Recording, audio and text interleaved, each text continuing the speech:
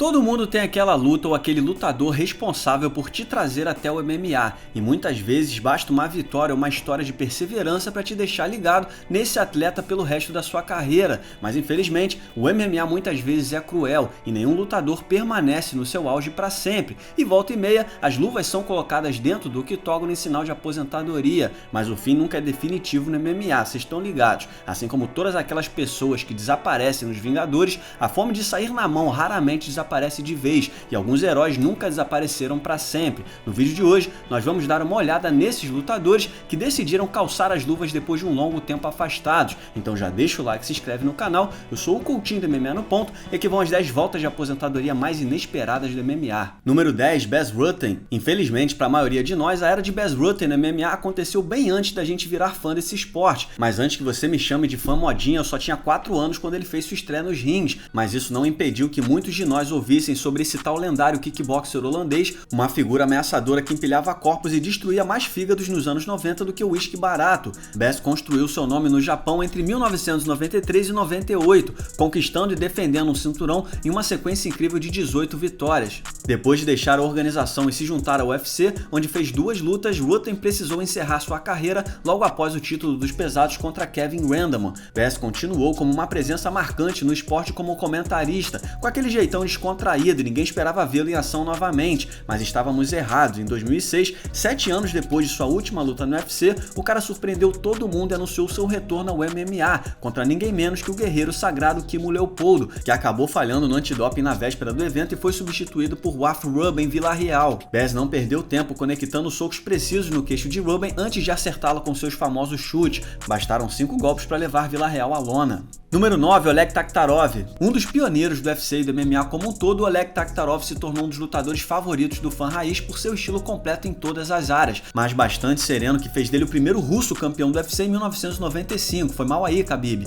É claro que ele não ganhou o cinturão, mas com certeza era o que de melhor a Rússia tinha para oferecer naquela época. Esse cara só perdeu uma das 10 primeiras lutas que fez, diante do lendário Dan Severn. Taktarov construiu um cartel de 15-5 e era visto por todos como potencial campeão de eventos como Pride, Pancrase, Vale Tudo Japão e WFF. O cara já era um veterano de 10 anos, enquanto muitos ainda estavam engatinhando, mas parecia já ter abandonado o esporte quando decidiu deixar os rings para atuar em filmes como Força Aérea 1, Bad Boys 2, A Lenda do Tesouro Perdido e Os Donos da Noite. E ele ainda lutou boxe contra Dolph Lundgren, mas surpreendeu todo mundo ao decidir voltar da aposentadoria 6 anos mais tarde, em 2007, no histórico Bodog USA vs Rússia. Como diabos, o primeiro campeão russo do UFC dispensaria uma vaga no card desses, né? Taktarov tomou um susto na luta e precisou respirar fundo, mas conseguiu dar a volta por cima e finalizar na chave de joelho. O cara ainda lutou mais uma vez no ano seguinte contra o icônico Mark Kerr no extinto Yama Pit Fighting, vencendo em menos de 2 minutos com outra chave de joelho. O cara era sinistro. Número 8, Uriah Faber. O garoto californiano é figurinha carimbada aqui no MMA no Ponto, então tenha certeza que você já sabe tudo sobre a carreira desse Hall da Fama do UFC,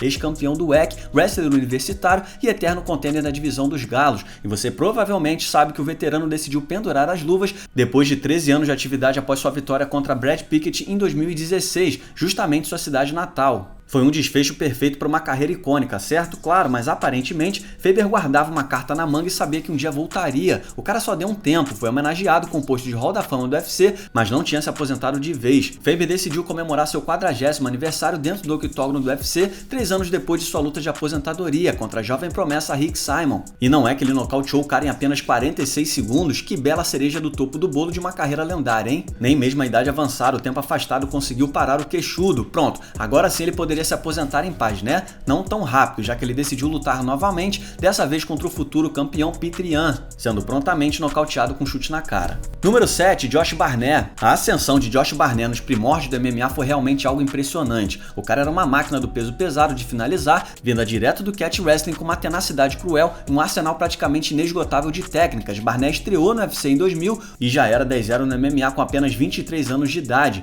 Josh conquistou o cinturão do UFC pouco tempo depois, mas foi destronado depois de falhar em um exame antidoping. Barnett vagou por 10 anos em outras organizações, campeão no Pancrase e chegando à final do GP dos pesados do Pride e do Strikeforce. Sua relação com Dana White era difícil desde sua demissão do UFC, com o Careca afirmando em 2010 que, abre aspas, Josh Barnett não tá e nunca estará de volta ao UFC. Esse não é o tipo de cara que eu respeito ou com quem quero fazer negócios, fecha aspas, justificando as palavras com os inúmeros testes positivos e antidoping. Mas tudo que o Careca fala não se escreve, né? E Barnett tava de volta logo depois do UFC comprar o Strikeforce. Os fãs raízes ficaram felizes de ver Dana White finalmente cedendo e recontratando Barnett, e a divisão sabia que Barnett, campeão mais jovem de sua época, finalmente estava de volta ao UFC, ganhando 3 de 5 nos anos seguintes. Número 6, Kazushi Sakuraba. Reza a lenda de que se você for à lendária Saitama Super Arena e as arquibancadas estiverem vazias, ainda será possível ouvir os gritos de Saku, Saku, reverberando pelas paredes como se o ícone japonês estivesse a caminho do ringue do Pride. A primeira vitória de Sakuraba aconteceu no UFC Japão, onde venceu o torneio dos pesados em 1997 e seguiu invicto nos 3 anos seguintes no Pride, se consolidando como pioneiro do país e lenda do esporte com suas incomuns finalizações e coração inquestionável.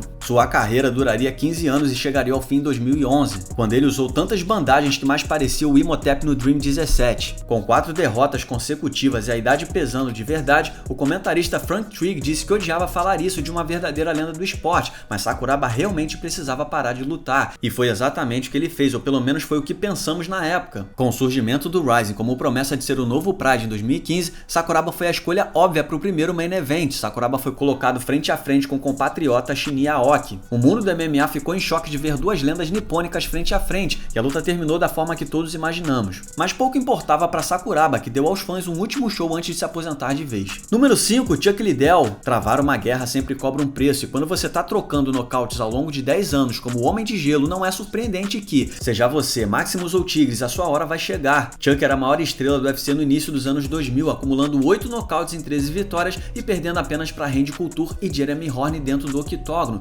derrotas prontamente vingadas tempos depois, mas as coisas começaram a mudar depois de sua derrota por nocaute contra Rampage Jackson em 2007, levando a uma sequência tenebrosa de 4 derrotas em 5 lutas, sendo 3 delas com nocaute fulminante. Todo mundo estava preocupado com a saúde da lenda, eu sei que era normal os veteranos caindo daquele jeito, mas parecia diferente. Liddell era como um filho para Dana White, o Careca decidiu cuidar do futuro dele depois do nocaute sofrido para Mauricio Shogun no UFC 97, colocando o Moicano no Hall da Fama do UFC na esperança de que ele parasse de lutar. Mas Liddell convenceu o Careca a marcar mais uma luta para ele. O plano era que ele enfrentasse Tito Ortiz, mas Rich Franklin entrou como substituto em cima da hora e deu mais um nocaute a Liddell de novo no primeiro round. Com mais um nocaute na conta, Liddell recebeu um emprego suave do UFC como vice-presidente de desenvolvimento de negócios, mas acabou demitido assim que a WME comprou a organização. Liddell se viu novamente desempregado e livre para lutar, e não demorou muito para que viesse uma oferta para fazer a trilogia com Tito Ortiz. Tito vinha lutando no Bellator enquanto Liddell estava afastado há 8 anos, sendo que a última imagem dele no octógono tinha sido horrorosa. 8 anos depois, o que entrou na jaula conseguiu ser ainda pior.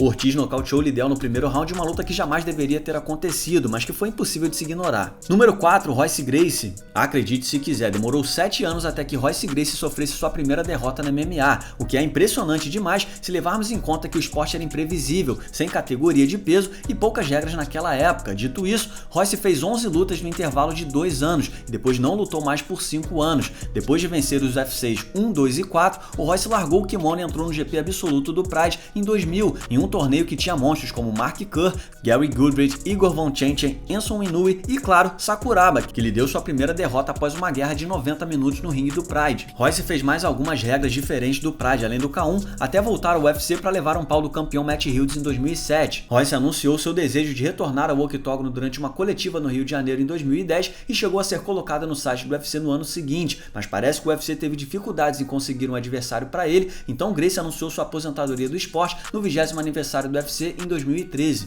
Chegava ao fim uma lendária carreira, mas ninguém consegue conter o espírito de um Gracie, né? Ou então ele precisava de dinheiro, sei lá. Seja qual for o motivo, Royce inaugurava a era do Freak Show do Bellator em 2016 contra o eterno rival Ken Shamrock de 52 anos, 3 anos mais velho que o brasileiro. Um retorno inesperado 9 anos depois de sua última aparição, terminou com um retorno que ninguém esperava ver 9 anos depois de sua última luta. Royce venceu uma luta bizarra em pouco menos de 3 minutos. Número 3, Miesha Tate. Uma rápida olhada na lista de lutadoras de MMA em 2011 e era fácil apontar quem tinha tudo para ser a grande estrela do esporte. E não estamos falando de Ronda Rousey, que ainda era 4-0. A grande promessa de sucesso era Miesha Tate, campeã peso galo do Strikeforce e dona de um cartel de 12-2, com 6 vitórias consecutivas. Gina Carano tinha se aposentado há pouco tempo e Cris Cyborg tinha acabado de falhar um exame antidoping. Misha era carismática, bonita e excelente atleta, uma mistura perfeita que poderia convencer o UFC a abrir as portas para as mulheres, caso não tivesse surgido uma tal de Ronda Rousey no seu caminho. Misha se tornou campeã do UFC eventualmente, mas se aposentou em 2016 após quase uma década no esporte. Mas quase 4 anos depois daquela derrota para Raquel Pennington, Misha anunciou seu retorno ao esporte, dizendo que o MMA não tinha ficado para trás, querendo compensar o lugar sombrio que visitou na reta final de sua carreira. Misha voltou com tudo, se tornando a primeira mulher a nocautear Marion Renault em quase 11 anos de carreira. Ainda não sabemos como Misha se sairá contra a elite da categoria tanto tempo depois, mas sejamos honestos, ela já surpreendeu demais de voltar da aposentadoria. Número 2, Brock Lesnar. Depois de tantos anos de telecat futebol americano, o gorila albino decidiu que era hora de ver se sua habilidade de amedrontar seres humanos no gogó funcionaria bem no MMA. A jornada de Brock Lesnar no esporte, com um atropelo de 1 minuto sobre Min Soo Kim no Dynamite USA, levou o cara direto ao UFC depois disso. Lesnar quase nocauteou Frank Mir, mas acabou batucando numa finalização de joelho. Foi impressionante para alguém tão inexperiente, é verdade, o que levou Brock a disputar e vencer o cinturão dos pesados do UFC pouco tempo depois, amassando Randy Couture no UFC 91. Lesnar defendeu o título 2 vezes, um recorde até Stipe Miocic vencer Francis Ngannou, mas o gigante não conseguiu vencer a luta contra Diverticulic, que o levou a 2 derrotas no octógono e o anúncio de aposentadoria. Lesnar voltou pro WWE, ganhando um caminhão de dinheiro e levando bem menos porradas. As especulações sobre seu retorno ao MMA duraram mais 5 anos, mas ele renovou com a WWE em 2015. Pelo menos era o que parecia, né? Pois Ariel Helwani surpreendeu o mundo ao noticiar que Lesnar estaria de volta no UFC 200, 5 anos após a sua última derrota. Seu oponente seria o porradeiro Mark Hunt, que finalmente ganharia uma boa grana para lutar. Lesnar venceu uma luta dura por pontos. A besta encarnada estava de volta com estilo, mas é claro que ele acabou falhando no exame antidoping, com mais anabolizantes que glóbulos brancos no sangue. Mas para muita gente que se dane, né? O importante é que o Brock Lesnar estava de volta. Número 1, Nick Diaz. Toda vez que tiver a oportunidade, eu vou contar para os fãs mais novos que a Comissão Atlética de Nevada tentou banir Nick Diaz para sempre do esporte por maconha. Tudo bem, para sempre não, foram só por 5 anos, mas parecia um gancho eterno, já que o Nick não era mais um garotão. A punição acabou sendo anulada, mas levaram 6 anos para que pudéssemos ver Nick de volta ao octógono. Vários estados americanos nem sancionam mais atletas que fumam maconha, e é bizarro ver como trataram o cara esses anos todos. O UFC literalmente tinha nas mãos um amante da verdinha, um artista marcial raiz, um potencial ícone da cultura pop, e não fez nada com ele. Em vez disso, jogou para escanteio um atleta do calibre de Nick, em vez de colocar o cara nos maiores cards. Diaz vai argumentar que todo mundo jogou contra ele desde seu começo no esporte, ele tem um pouco de razão nisso. Críticas e entrevistas, pôsteres bizarros e punições severas demais vindos de todos os lados. Diaz era muitas vezes retratado como um vilão, enquanto seus adversários eram os mocinhos. Seu irmão Nate tirou a sorte grande quando enfrentou Conor McGregor, finalmente começando a ganhar bolsas condizentes com sua popularidade, enquanto Nick seguia batendo cabeça ano após ano. Nick finalmente decidiu voltar e acabou perdendo para Robbie Lawler. Será que teremos que esperar mais 6 anos para vê-lo lutando de novo? E aqui vai um salve para o Belio que escreveu essa lista. Você pode seguir o Belio no Twitter através do Belio_Plays. E um salve também para o Luke Taylor que editou esse vídeo. Você pode seguir o Luke no Twitter através do @cool2me. Muito obrigado por assistir, não se esqueça de deixar o like e se inscrever no canal. Nós temos sempre vídeos semanais por aqui. Deixe também o seu comentário sobre o vídeo logo abaixo e siga-nos nas redes sociais. Muito obrigado mais uma vez e até o próximo vídeo.